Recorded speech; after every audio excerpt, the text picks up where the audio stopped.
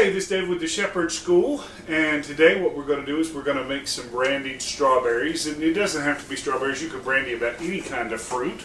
A couple months ago, I wanted to try the recipe out, and we brandied some apples, okay? And tried them the other day to make sure that my recipe was good. And we'll try another one now so you can see. Now this apple slice is about 4 months old, and they're brown just a little bit, but most of that came from when we were cooking it, okay? And it still has the texture of fresh almost. It's a little mushy, but it's a little crunchy. Woo doggy.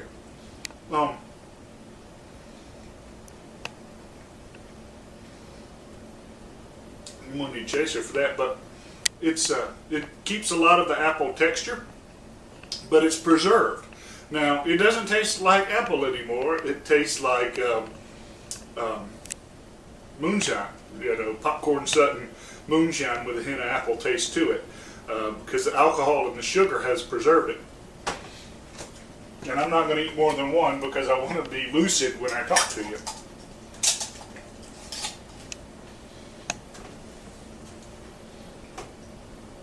But doing this is a good way to keep your fruit, because this is going to live. You can store this for a long time because the high sugar content and the high alcohol content are going to keep anything from growing in there. Whew. Just a second. Wow. Okay, so here's the recipe. I've got 2 pounds of strawberries, cored, right? And I've sliced them so that they get more surface contact with the brandy. Okay, I've got 2 cups of water, and what I'm going to do is I'm going to heat that water up and mix in half a cup of lemon juice and 3 cups of sugar.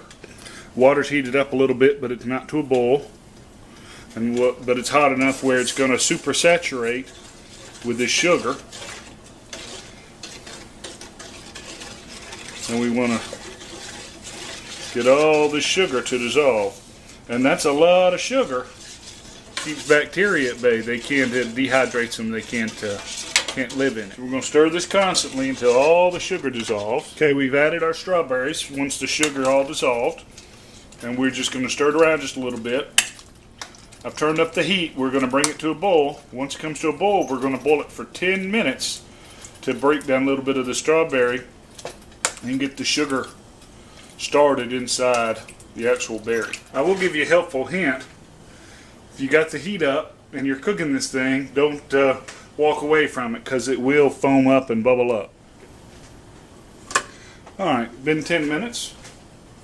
And they've nice and softened in there, okay? And I've had a little bit more of that apple, and I'm feeling pretty good. You know, I got to tell you, if you do this and you open one jar, you'll probably open 2, right? So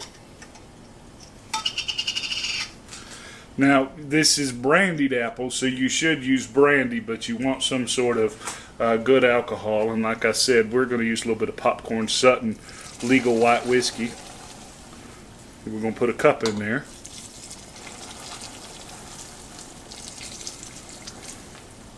Little mason jars, they usually have a little. Oh, what the heck, we'll put a little more than a cup. Alright, so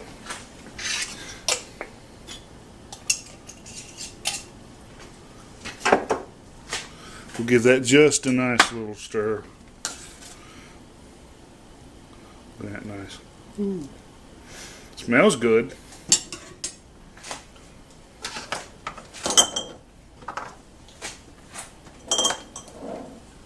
And just like with all canning, all the sterilization stuff is just as important with this.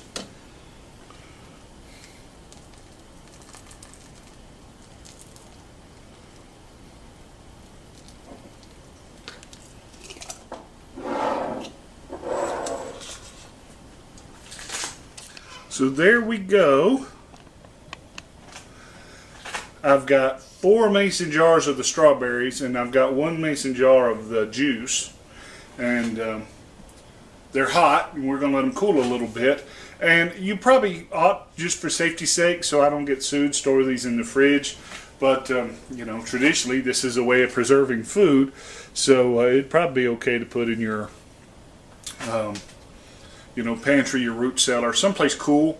I keep my brandied apples in the fridge just because I'm paranoid that way. But we're going to let them cool down, and then we're going to stick them in the fridge. Theoretically, you know, everything's cooked. You could eat it now, but it's going to taste like alcohol, you know, sugary alcohol. After a month, you know, flavors will start to develop. It'll probably be the best after 2 months. You know, the longer you wait, the more strawberry flavor you're going to get, and the less just, you know, alcohol taste that you're going to get. So anyway, there it is. Pretty easy. Start to finish, about 20 minutes. And that includes coring the apples. 30 if we count the boiling time. So until next time, you can always catch us online, www.tngun.com.